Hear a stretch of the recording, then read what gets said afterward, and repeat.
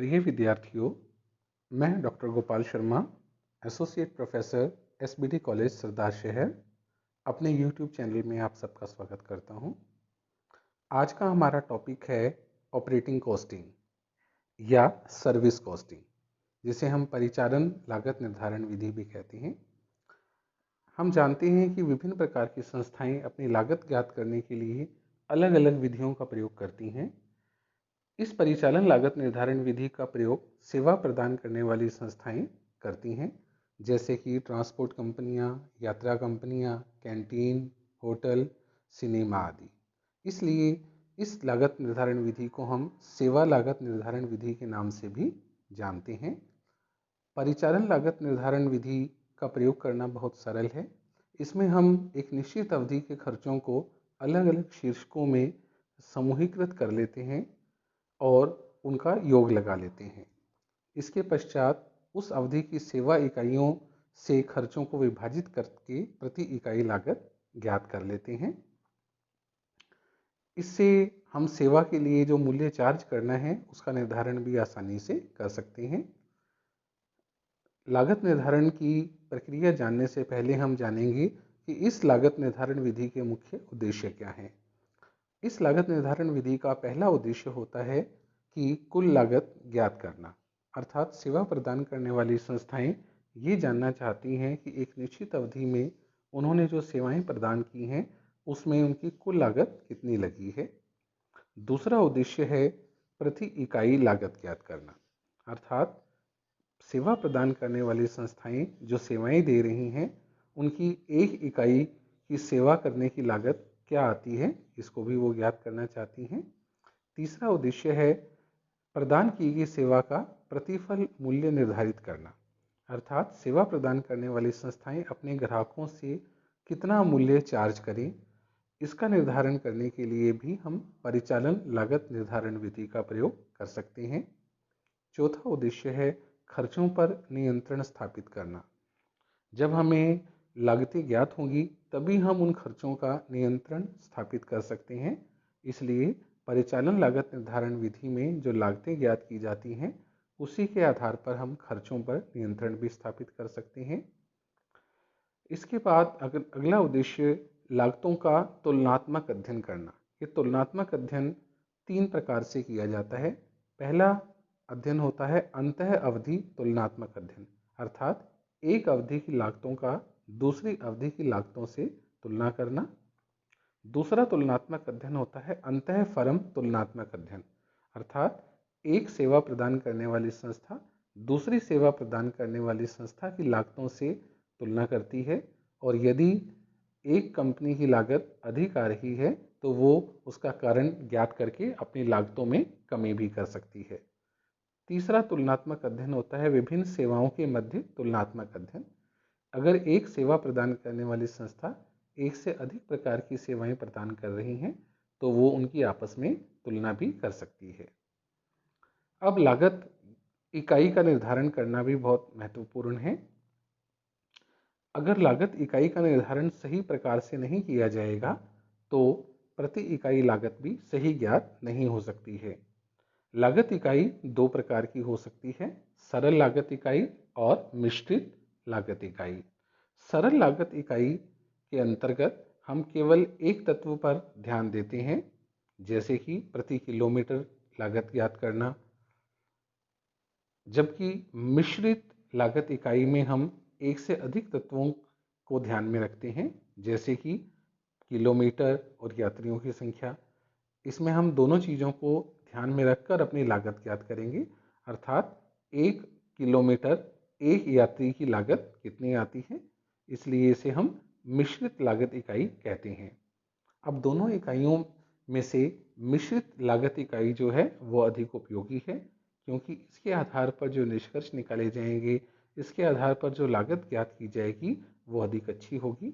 इसलिए हम प्रति इकाई सेवा लागत मूल्य ज्ञात करते समय मिश्रित दर को ही अपना आधार बनाते हैं। अब उदाहरण के लिए हमने देखा है कि विभिन्न सेवा संस्थान किस किस प्रकार की लागत इकाई का उपयोग करती हैं, जैसे कि यात्री सेवाएं प्रदान करने वाली जो कंपनियां हैं, जिसमें जैसे कि बस, रेलवे, ये ज्ञात करते हैं प्रति यात्री किलोमीटर। माल ढोने वाली संस्थाएं, ट्रक, मालगाड़ी इत्यादि, ये प्रयोग करते हैं प्रति टन प्रति किलोमीटर या प्रति क्विंटल प्रति किलोमीटर। इसी प्रकार से सभी प्रकार की सेवा प्रदान करने वाली संस्थाएं अलग अलग लागत इकाइयों का प्रयोग करती हैं। अब हम सीखेंगे कि परिचालन लागत का निर्धारण कैसे किया जाता है।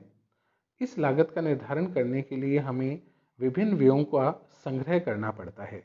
लागत ज्ञात करने के लिए हमें एक निश्चित अवधि का निर्धारण भी करना पड़ता है, जैसे कि हम लागत 1 माह की ज्ञात करना चाहते हैं या 6 माह की या 1 वर्ष की। जो अवधि हम निर्धारित करेंगे उसी अवधि के लिए हमें खर्चों को एकत्रित करना पड़ेगा। जब उस अवधि के सभी खर्चों को हम एकत्रित कर लेते हैं तो उस लागत में कुल लागत इकाइयों का भाग देकर प्रति इकाई लागत ज्ञात कर सकते हैं। ये जो लागत हम ज्ञात करेंगे उनको हम 2 भागों में बांटकर ज्ञात करेंगे, स्थायी लागतें और परिवर्तनशील लागतें। ये हम आगे सीखेंगे कि किस प्रकार की लागतों को हम स्थायी लागत कहेंगे और किसे हम परिवर्तनशील लागत कहेंगे। इसके लिए हम एक परिचालन लागत पत्र तैयार करते हैं, ऑपरेटिंग कॉस्ट का एक स्टेटमेंट बनाते हैं, जिससे कि हम टोटल लागत और प्रति इकाई लागत ज्ञात कर सकें।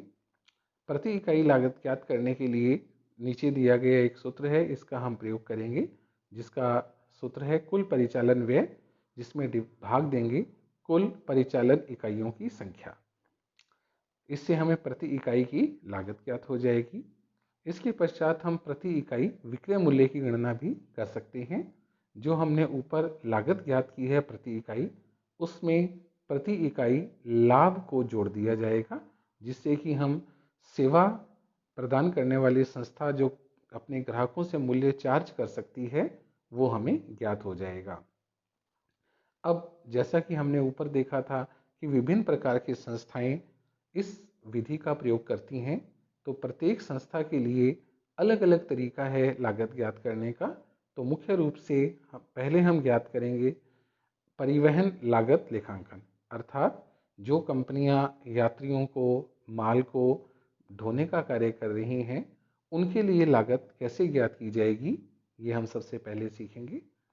सबसे पहले आता है मोटर परिवहन लागत लेखांकन। इसके उद्देश्य लगभग वही हैं जो हमने पहले सीखे थे, अर्थात कुल लागत ज्ञात करना, प्रति इकाई लागत ज्ञात करना। दूसरा उद्देश्य है यात्री या माल को ले जाने की किराया दर का निर्धारण करना, क्योंकि जब लागत ज्ञात होगी तभी हम ये ज्ञात कर सकते हैं कि हम ग्राहकों से कितना मूल्य चार्ज करें।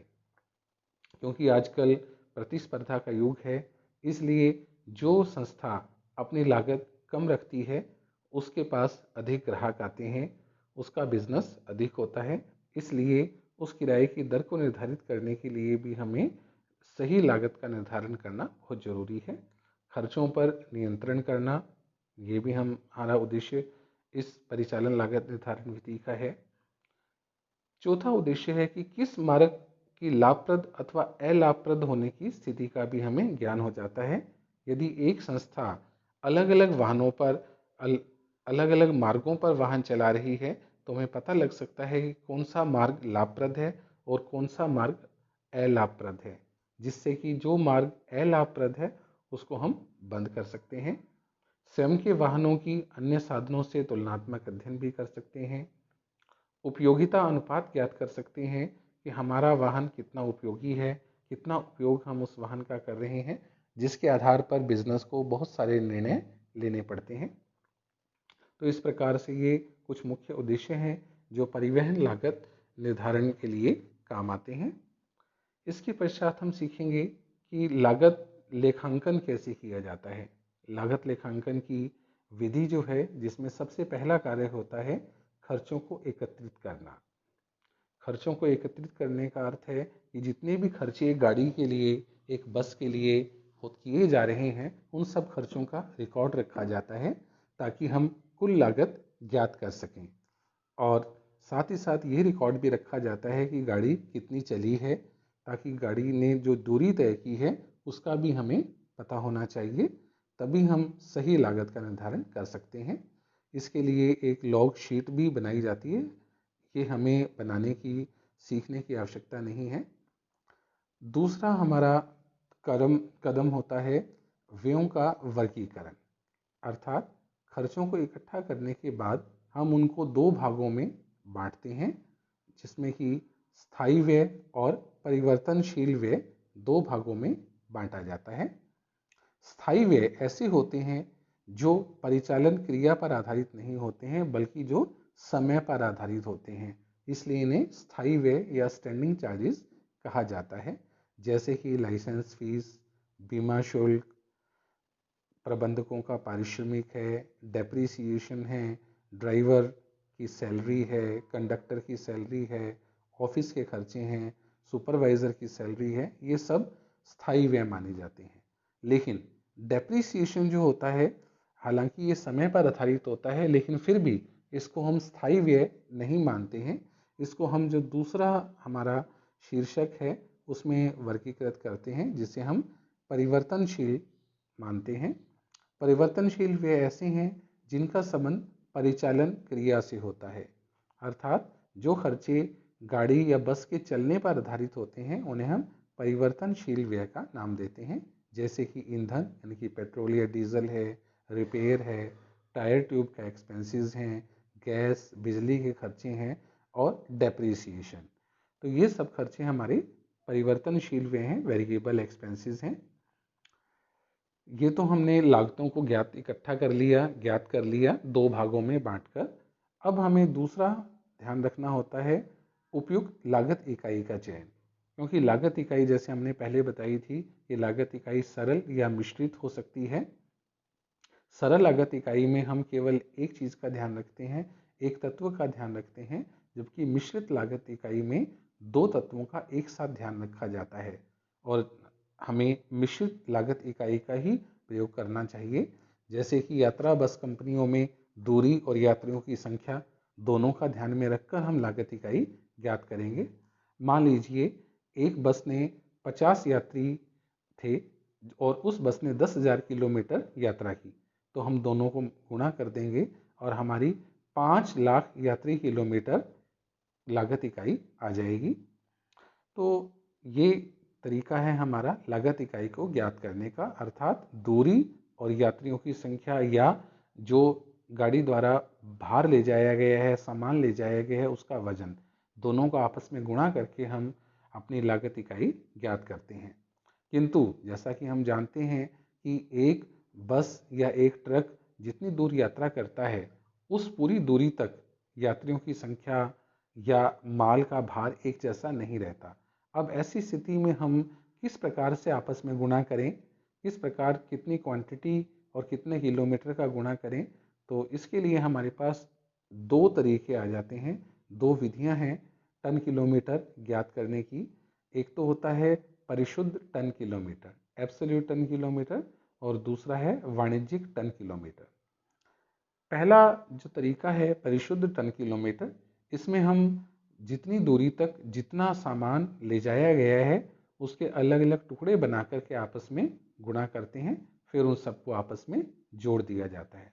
अर्थात एक जगह से दूसरी जगह तक की यात्राएं जो के टुकड़े हैं उनको एक स्वतंत्र यात्रा, अलग यात्रा माना जाता है और प्रत्येक के लिए अलग अलग किलोमीटर ज्ञात किए जाते हैं। मान लीजिए एक उदाहरण से ये चीज़ हम क्लियर कर सकते हैं। मान लीजिए जयपुर से एक ट्रक 10 टन लोहे के सरिये लेकर उदयपुर निकला, तो अभी हमारी जो बस उसमें ट्रक में क्वांटिटी है वो है 10 टन। अब उसने 2 टन अजमेर में और 3 टन सरिये भीलवाड़ा में उतार दिए। जब उसने 10 टन में से 2 टन सरिये अजमेर में उतारे, तो अब जो बाकी क्वांटिटी उसके पास बची वो 8 टन रहेगी, यानी कि 8 टन लेकर के वो अजमेर से रवाना हुआ वापस। फिर उसने 3 टन और उतार दिए, अब उसके पास रह गए 5 टन। तो भीलवाड़ा से जब वो निकला तो 5 टन रह गए, उसके बाद बाकी चीज़ उसने उदयपुर में खाली किया। अब वापस जब ये ट्रक आया उदयपुर से जयपुर तक तो खाली आया। अब हमें अलग अलग वजन ध्यान है कि गाड़ी कहाँ से लेकर कहाँ तक कितना टन माल लेकर गई। अब इसके लिए दूरी भी देख लेते हैं। दूरी हमें दे रखी है जयपुर से अजमेर तक पूरी दूरी 130 किलोमीटर, अजमेर से भीलवाड़ा 137 और भीलवाड़ा से उदयपुर 200। तो अब देखिए हम इसके अलग अलग कैसे ज्ञात करेंगे। पहले हमने यात्रा को अलग अलग भागों में बांट लिया। यात्रा का जो पहला भाग है वो है जयपुर से अजमेर का, जहां ट्रक में 10 टन माल था और उसने दूरी तय की 130, अर्थात इन दोनों का गुणा करके टन और किलोमीटर आ गया 1300। फिर 2 टन माल इसने यहाँ उतारा था। अब अजमेर से भीलवाड़ा तक जो माल है वो है 8 टन और दूरी है 137 किलोमीटर, तो इसका गुणनफल आया 1096। इसके बाद भीलवाड़ा से उदयपुर तक 200 किलोमीटर की दूरी है और माल है अब 5 टन, तो 1000 टन किलोमीटर इसका गुणनफल आ गया। और जब ट्रक वापस आया उदयपुर से जयपुर, टोटल दूरी 467 किलोमीटर है, तो गाड़ी में कोई माल नहीं था, जीरो, तो टोटल इनका गुणनफल भी जीरो आ गया। अब इन चारों को जब हम जोड़ेंगे तो हमारे पास आ जाएगा परिशुद्ध ton kilometre, absolute ton kilometre 3396। ये हमारी लागत इकाइयां हैं। कुल लागत में हम 3396 का भाग देकर प्रति टन किलोमीटर की लागत ज्ञात कर सकते हैं। और जो दूसरा तरीका है टन किलोमीटर ज्ञात करने का, उसे हम बोलते हैं वाणिज्यिक ton kilometre, commercial ton kilometre. इसमें हम औसत वजन का प्रयोग करते हैं, जिसमें हमारा सूत्र रहता है कि टोटल दूरी कितनी तय की गई उसको औसत वजन से गुणा कर देते हैं। जैसे उपरोक्त उदाहरण को ही हम देखें तो औसत भार हमारा 4 भागों में बंटा हुआ था। एक बार हमारा वजन था 10 टन, फिर 8 टन, 5 टन और वापसी में 0 टन। तो 4 बार वजन को जोड़ दिया और 4 से डिवाइड किया, तो एक बार का औसत भार आ गया 5.75 टन। और टोटल दूरी 467 किलोमीटर जाना और 467 किलोमीटर आना, यानी कि टोटल 934। तो वाणिज्यिक टन किलोमीटर हमारा आ जाएगा 934 किलोमीटर और 5.75 टन का औसत भार, यानी कि 5370.5 टन किलोमीटर। तो ये दोनों प्रकार के जो तरीके हैं टन किलोमीटर निकालने के, एक तो एब्सोल्यूट टन किलोमीटर और कमर्शियल टन किलोमीटर, तो इन दोनों में हमने अंतर हमें पता लग गया है कि पहला अंतर है हमारा यात्रा का उपखंडों में विभाजन। परिशुद्ध टन किलोमीटर में हम यात्रा को बांटते हैं, लेकिन वाणिज्यिक टन किलोमीटर में पूरी यात्रा को एक ही माना जाता है। वास्तविक भार का ध्यान रखना, तो इसमें परिशुद्ध टन किलोमीटर में हम वास्तविक भार या वास्तविक यात्री संख्या का ध्यान रखते हैं और उसी के आधार पर टन किलोमीटर ज्ञात करते हैं, जबकि वाणिज्यिक टन किलोमीटर में हम औसत संख्या के आधार पर या औसत भार के आधार पर लागत या टन किलोमीटर ज्ञात करते हैं। वाहन के खाली लौटने पर अंतर, जैसे परिशुद्ध टन किलोमीटर में जब वाहन खाली आया था तो उसका मूल्य 0 था, लेकिन औसत भार निकालते समय हमने 0 को भी एक क्वांटिटी माना था और हमने जो डिवाइड किया था तो 3 के स्थान पर 4 से डिवाइड किया था। वजन तो 3 बार था हमारे पास, 10, 8 और 5, लेकिन एक बार 0 भी था, तो हमने जब औसत निकाला तो उस 0 को ध्यान में रखकर 4 से डिवाइड किया था। तो वाणिज्यिक में हम 0 इकाई को भी ध्यान में रखते हैं। अब कैलकुलेशन की बात करें तो कैलकुलेशन परिशुद्ध जो है उसकी कैलकुलेशन थोड़ी सी मुश्किल है, क्योंकि इसमें यात्राओं को अलग अलग भागों में बांटा जाता है, जबकि दूसरी वाणिज्यिक में इसको हम औसत के आधार पर ही ज्ञात कर सकते हैं। लेकिन फिर भी व्यवहार में सामान्यतः हम परिशुद्ध टन किलोमीटर का, एब्सोल्यूट टन किलोमीटर का ही प्रयोग करते हैं। चाहे इसका परिकलन थोड़ा सा कठिन है, यात्रा को अलग अलग भागों में बांटना पड़ता है, लेकिन जो सही जो रिजल्ट आते हैं वो इसी के आधार पर आते हैं और वाणिज्यिक टन किलोमीटर वाली विधि का प्रयोग व्यवहार में कम किया जाता है। तो ये हमने सीखा कि परिशुद्ध टन किलोमीटर और वाणिज्यिक टन किलोमीटर में क्या अंतर है। अब नेक्स्ट जो हम लेसन लेंगे, नेक्स्ट जो टॉपिक लेंगे वो अगली वीडियो में लेंगे, जिसमें हम कॉस्ट शीट बनाना इसकी सीखेंगे कि लागतों का निर्धारण किस प्रकार से किया जाता है।